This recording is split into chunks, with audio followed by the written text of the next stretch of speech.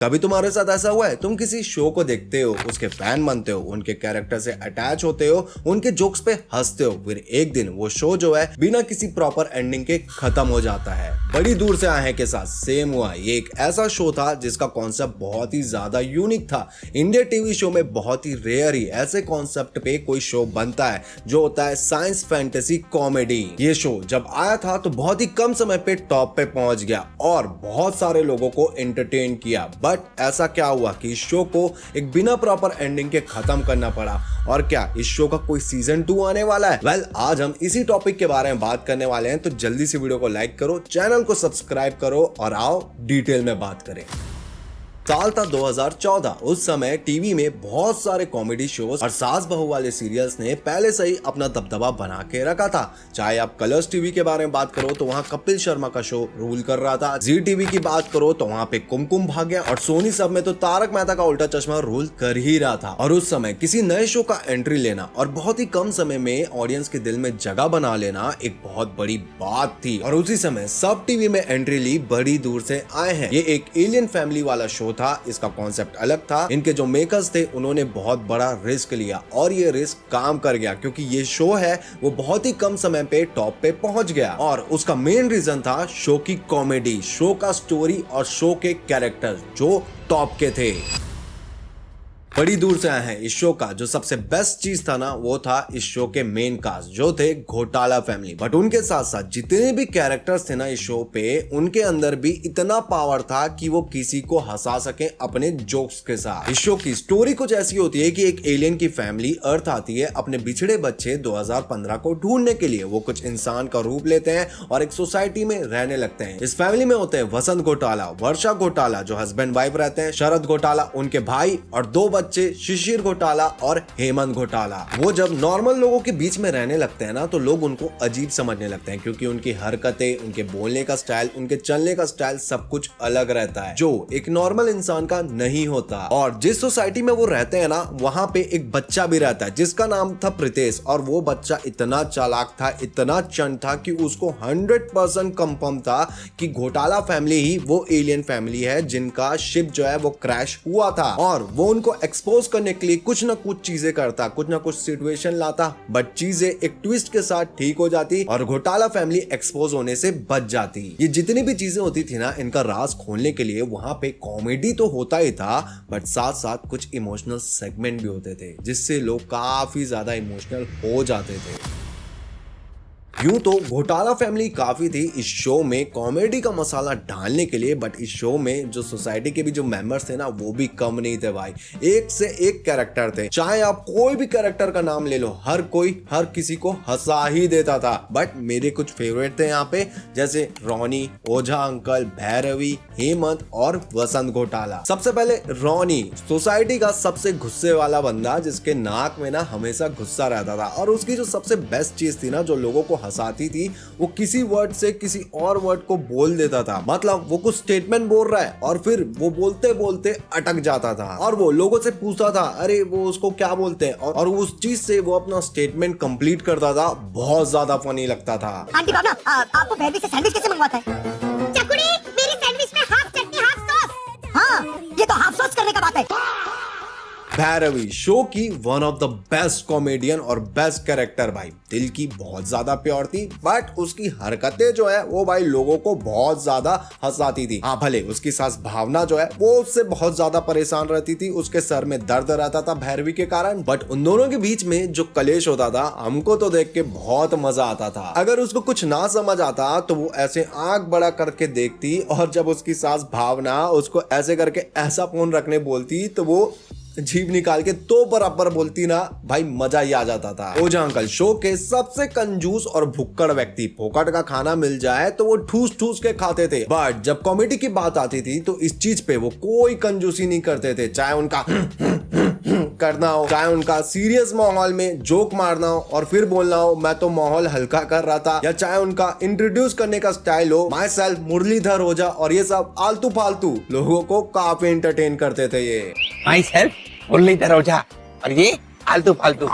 हेमंत, घोटाला फैमिली का वो सबसे फनी बंदा जिसकी हरकतों ने सबको हंसाया, चाहे उसका हाफू हाफू हाफू करना, चाहे उसका पैर पटकना या किसी वर्ड को कुछ और बोल देना, और वसंत के साथ उसका कलेश होना, भाई ऐसे ऐसे करना काफी ज्यादा फनी लगता था। और यस, वसंत की बात हो रही है तो सुमित राघवन सर, इन्होंने टीवी में जितने भी शोज किए हैं भाई, टॉप के शोज किए हैं, चाहे आप सजन रे की बात करो, चाहे वागले की दुनिया की बात करो, चाहे आप बड़ी दूर से आए के बारे में बात करो, जो कॉमेडी करते हुए नजर आते हैं ना भाई, सब टॉप नॉच रहती है। और इस शो में भी जिस तरीके से इन्होंने कॉमेडी का फैक्टर डाला है, जिस तरीके से ये चीजों को घुमा देते थे और खुद घूम जाते थे, सब कुछ बहुत ही ज्यादा परफेक्ट था।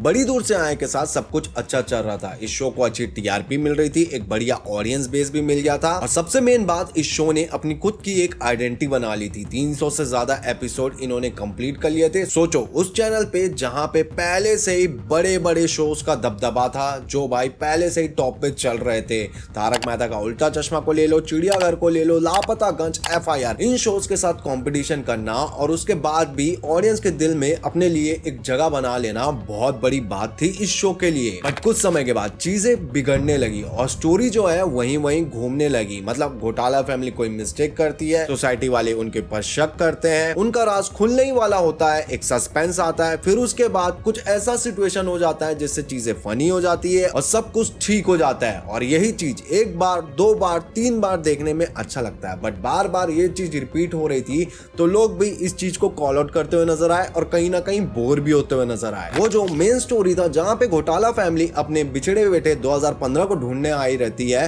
वो स्टोरी को कहीं ना कहीं स्ट्रेच किया गया। और जब फाइनली 2015 मिल जाता है तो भाई उस एपिसोड ने वो इम्पैक्ट नहीं डाला ऑडियंस के ऊपर जो वो एक्सपेक्ट कर रहे थे। शो के मेकर्स ने सोचा होगा कि ऑडियंस जो है बहुत ही अच्छा रिस्पॉन्स करेगी, बट ऑडियंस ने अच्छा रिस्पॉन्स नहीं किया क्योंकि उन्होंने चीजें पहले से ही प्रिडिक्ट कर लिया था, जिसके कारण ये इतना ज्यादा इम्पैक्ट नहीं डाल पाया। साथ ही साथ ऐना का भी शो छोड़ना इस शो का बहुत बड़ा लॉस था। शरद और ऐना की जोड़ी लोगों को बहुत पसंद थी, और मैं पर्सनली अपनी बात करूं तो भाई मैं ऐना का फैन बॉय था, और मुझे कोई शर्म नहीं है भाई ये बताने में और दिखाने में कि मैंने उनका इंस्टाग्राम ढूंढा था और उनको ये मैसेज भी किया था, जैसे कि आप देख सकते हो जहां पे मैं उनको क्रश बोल रहा हूं, और वो सच में मेरी क्रश भी थी भाई। और मेरे जैसे और भी होंगे लोग जो ऐना के फैन बॉय थे, उनकी ऐना क्रश होगी, और ऐना शो की बहुत बड़ी पार्ट भी थी। तो ये शादी वाला सेगमेंट होने के बाद, शरद से शादी होने के बाद उनका शो से एग्जिट लेना शो को कहीं ना कहीं भारी पड़ गया, और कहीं ना कहीं लोग जो है भाई इंटरेस्ट होने लगे शो से। साथ ही साथ शो में कुछ नए फेसेस की भी एंट्री हुई। दौलत राम, उनकी बेटी सोना चांदी, हीरा मोती जो समर की वाइफ, और उनके फैमिली वाले थे। कुछ लोगों को पसंद आए तो कुछ लोगों को नहीं आए, और इस समय शो को टीआरपी वाली प्रॉब्लम भी फेस करनी पड़ी और स्टोरी का भी शॉर्टेज होने लगा, क्योंकि घोटाला फैमिली का जो राज था वो तो अब सोसाइटी वालों के सामने खुल चुका था, और 2015 भी उनका जो बेटा था वो मिल गया था, तो अब इनके पास कुछ ज्यादा स्टोरीज थी नहीं। तो फाइनली नवंबर 2016 को इस शो का फाइनल एपिसोड आया। इस एपिसोड में दौलत राम, हीरा मोती और सोना चांदी घोटाला फैमिली के साथ उनके स्पेसशिप में बैठ के उनके प्लेनेट जाते हैं, बट यहाँ पे वो भूल जाते हैं शिशिर जो वसंत का बेटा है, और माखन जो समर यानी 2015 का बेटा है, उसको अर्थ में ही भूल जाते हैं, और फिर उनको वापस लेने के लिए वो वापस आते हैं। और जिस तरीके से शो का स्टार्ट हुआ था, क्रैश लैंडिंग होती है, घोटाला फैमिली आती है, उसी तरीके से एंडिंग होती है, क्रैश लैंडिंग होती है, घोटाला फैमिली वापस आती है दौलत राम और इनकी दोनों बेटियों के साथ। और यही इस शो का लास्ट एपिसोड होता है। लोगों ने सोचा होगा कि अब शायद हमको अगले दिन दूसरा एपिसोड देखने को मिलेगा, बट ऐसा हुआ ही नहीं। काफी सारे जो फैंस है वो डिमांड किए कि भाई कम से कम इसका दूसरा सीजन ले आओ, वो रिक्वेस्ट किए उनके मेकर से, एक्टर से, बट तब का दिन था और आज का दिन है, ये शो कभी वापस नहीं आया। जो लोग बड़ी दूर से आए देखे है ना, वो जानते हैं ये शो ना हमारे बचपन का एक बहुत ही सुनहरा पार्ट है। और मैं जब इस वीडियो को लिख भी रहा था ना, तो मुझे काफी ज्यादा याद आया वो समय जब हम इस शो को देखते थे अपने बचपन में और काफी ज्यादा एंजॉय करते थे। और जब मैं रिसर्च के लिए थोड़े एपिसोड्स भी देखा, मैं लास्ट एपिसोड देखा जहाँ पे वसंत जो है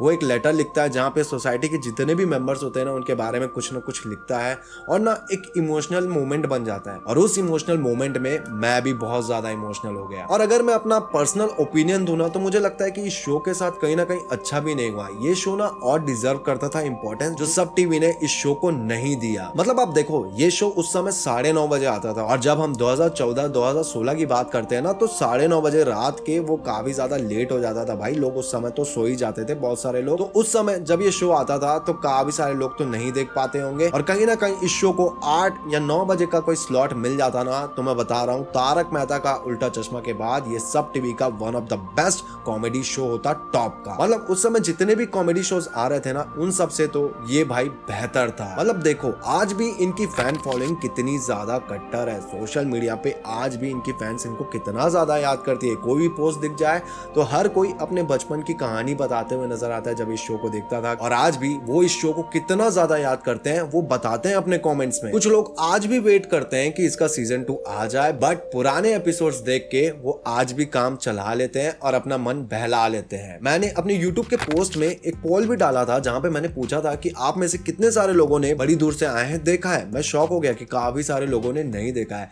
भाई मैं तुम लोग को बता रहा हूं तुम ये शो देखो जाके YouTube में, सोनी लिव में, आपको कहीं भी देखने को मिल जाएगा। आप लोग रिग्रेट नहीं करोगे। ये अच्छा और बहुत ही फनी शो है। खैर अब सीजन 2 के बारे में बात करें, क्या इस शो का कोई सीजन 2 आएगा? मैं भाई तुम लोग को कोई आस देना नहीं चाहता तो मैं सीधा बताऊंगा नहीं आएगा क्योंकि टाइम जो है काफी ज्यादा चेंज हो गया और इतने सालों के बाद एक नई स्टोरी लाइन लिखना, सारे कैरेक्टर को इकट्ठा करना, फिर एक बढ़िया कॉमेडी शो बनाना, मुझे नहीं लगता इस शो को बनाने वाले मेकर्स जो हैं आज रिस्क लेना चाहेंगे। और आप देख ही रहे हो यार आजकल लोग शो जो है वो भाई हंसाने के लिए, इंटरटेनमेंट के लिए तो नहीं बनाते, वो पैसा कमाने के लिए बनाते हैं। और आप खुद ही देख रहे हो यार कि आजकल टीवी शोज की वैल्यू क्या ही हो रखी है। तो आप समझ सकते हो कि सीजन 2 को लाके कोई भी रिस्क नहीं लेना चाहेगा। तो गाइस ये रही वीडियो, आप लोग को कैसी लगी कमेंट में जरूर बताना। और अगर कोई बड़ी दूर से आए कब जो फैन है भाई इस वीडियो को अगर आप देखे हो तो कमेंट में जरूर बताना। और मुझसे कुछ मिस हुआ है तो भाई उसके बारे में भी कमेंट में जरूर लिखना। वीडियो को लाइक करना, शेयर करना और सब्सक्राइब भी करना हमारे चैनल को ऐसी नॉस्टैल्जिया वाली वीडियोस के लिए। और हम मिलेंगे हमारी नेक्स्ट वीडियो में, तब तक अपना ख्याल रखें। बाय।